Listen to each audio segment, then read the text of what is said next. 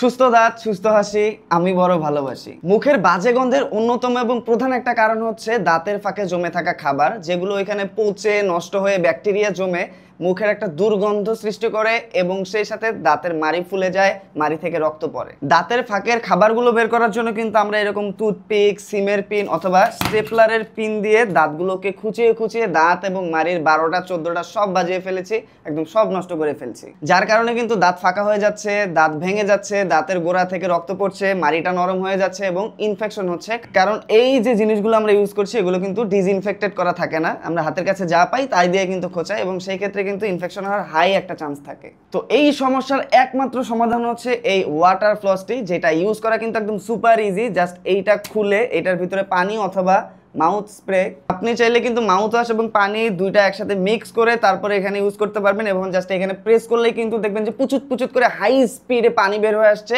এবং দাঁতের ফাঁকে জমে থাকা যে খাবারগুলো আছে সেগুলো কিন্তু একদম ঘ্যাট ঘ্যাট করে বের হয়ে আসছে এবং যার ফলে কিন্তু মুখ থেকে দুর্গন্ধ আর আসে না, কারণ খাবারগুলো সেখানে জমে থেকে কিন্তু পচতে পারে না। সকালে এবং রাতে খাবার পরে এটা ইউজ করলে কিন্তু মুখ থেকে আর তেমন কোনো দুর্গন্ধ হয়ে আসে না, মুখটা ফ্রেশ লাগে, কথা বলার সময় কিন্তু বাড়তি একটা কনফিডেন্ট পাওয়া যায় এবং দাঁত ও মাড়ির সুস্থতার জন্য কিন্তু ডেন্টিস্টদের রিকমেন্ড করা এটা একটা বেস্ট প্রোডাক্ট।